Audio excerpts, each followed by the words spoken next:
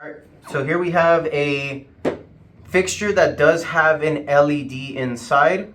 So I'm going to go ahead and, as you can see here, we do have a power cord that we're using to simulate what would be your incoming power. So we have the hot going to the switched and the constant hot at the same time. And this is going to be going neutral, going out to the fixture as well, going into this fixture conduit. So just to show the operation, I'm going to go ahead and turn it on. I'm going to go ahead and turn off the power, and you'll be able to see that the emergency is working. So now I'm going to go ahead and disable and show how to disconnect that emergency. So disconnect power here from the battery. And now what we're going to do is we're going to flip this open. This is something very common that would be seen in an installation site, which is, a bunch of wires hanging everywhere. So the first thing we want to do is disconnect this emergency. A typical emergency that goes inside of a fixture is going to have three major components. One, it's going to have a constant hot. Two, it's going to have a neutral pass-through that goes to the driver. And then the third thing it's going to have is going to be an output pass-through that goes to the driver. And I'll disconnect those in order. So first thing we would want to do is the constant hot that goes to the emergency driver. We can go ahead and disconnect that. The constant hot that remains here, you can either disconnect it and pull it out of the conduit, or it could just be capped off and left inside of the fixture, since that would no longer be used.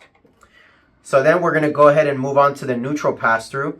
As you can see here, on the normal driver, this black-white of the emergency is going into the neutral. We would actually disconnect that there.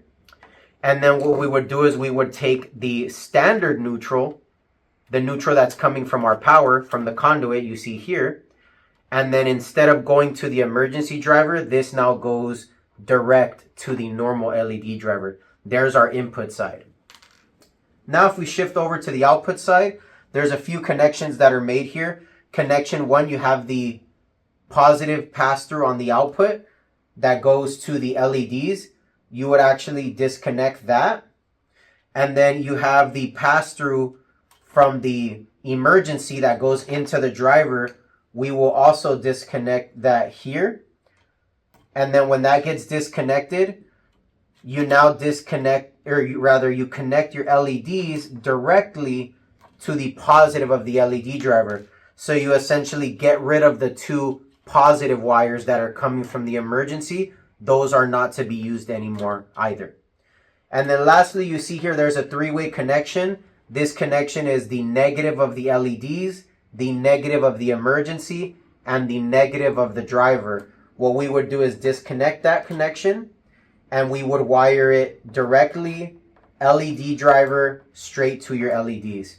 So now you see we have the positive wires, including the pass-through.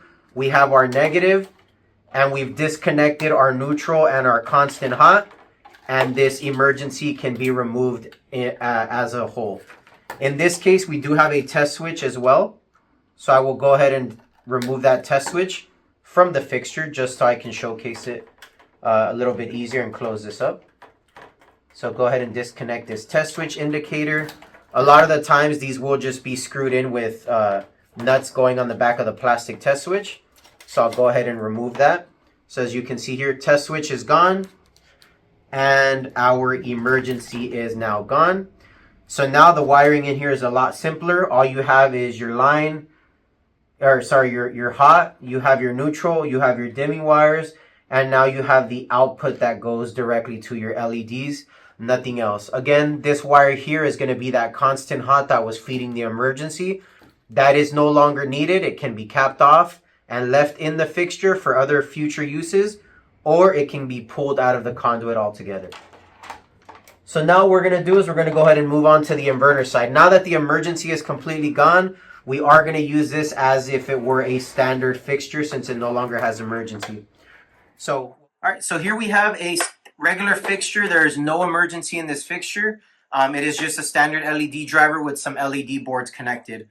We do have a cable here which has a switch that we are using to simulate what would be our incoming power. So I'll go ahead and show that now. Turn on the switch, power turns on, and then we can go ahead and turn it off. I will go ahead and remove the wires that are connected to it. So again, this would be what is considered our power if you so choose. We do have 4 wires that are coming out of the conduit, which would be in the fixture that's up in the ceiling. We have our hot, neutral, and we do have our dimming wires. So we're going to go ahead and start by wiring the inverter side of it first.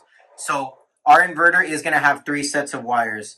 First wire is going to be our neutral. This is going to be the same as in any installation. It's going to be your neutral that goes to incoming power. And then we're going to have 2 sets of black leads. We have a solid black lead and we have a red with black lead. The solid black lead can be either switched or unswitched. So this would be connected to a wall switch if there was a system that had a switch. If it was a constant hot system, like we're going to be simulating here, it would just go directly to your incoming power.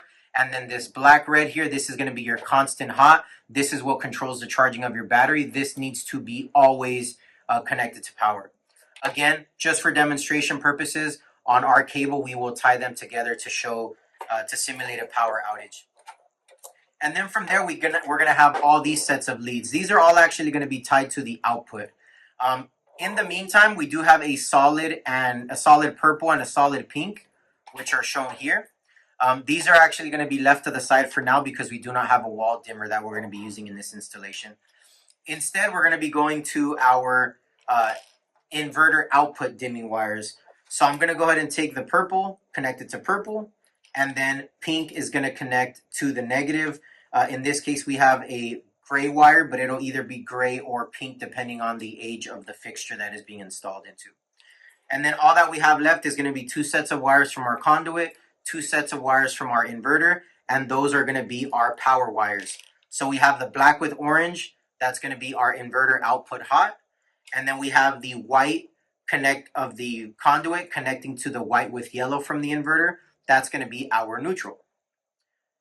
And then here we have the last 2 sets of wires, which is the last thing that gets connected. These are 2 mating connectors that only connect to each other, nothing else. That's going to be our battery. So I'll go ahead and plug that battery in. And now we're going to go ahead and test this. So go ahead and turn on the power. As you can see, the fixture is at full power. And then I'm going to flip the switch, which will simulate a power outage. So flip the switch, and as you see there, the inverter slowly dims up the fixture, and now it is running an emergency. You can see with here the blinking indicator light. This lets us know that it is currently in an emergency cycle. And then once this installation is done and the test switch is placed in a location where it can be easily seen, you do not need to go up into the ceiling to disconnect these batteries on the inverter. One of the things that you can do is just press and hold this test button. And in doing so, you will actually disconnect the battery from the circuit without physically having to disconnect these connectors. Unit shuts off and our battery is still active. The next time that power is applied, your battery is automatically reintroduced into the circuit.